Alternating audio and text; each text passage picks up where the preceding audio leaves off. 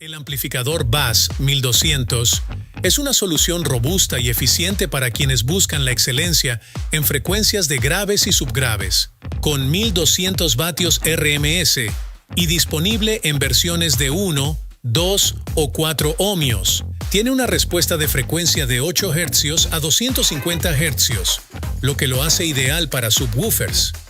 Las entradas de audio vía RCA y alto nivel garantizan una mayor versatilidad, permitiendo el uso con la mayoría de reproductores del mercado, incluidos multimedia originales sin necesidad de adaptadores. Equipado con ajuste de ganancia, 0,2 a 4 voltios, crossover con ajuste subsónico de 8 a 30 Hz y filtro de paso bajo de 60 a 250 Hz, y Bass Boost variable, permite elegir la frecuencia central entre 35 y 60 Hz y aumentar los graves hasta 10 decibelios. La carcasa de aluminio, combinado con el Smart Cooler, garantiza una disipación de calor eficiente y un funcionamiento silencioso.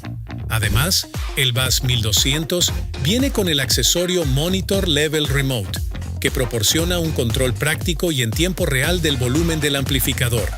Este accesorio se fija fácilmente al tablero del vehículo, al alcance de la mano, y permite monitorear las condiciones de funcionamiento del amplificador a través de los LEDs integrados, On, Clip y Protection. Experimenta unos graves mucho más potentes con el nuevo Bass 1200 de Taramps.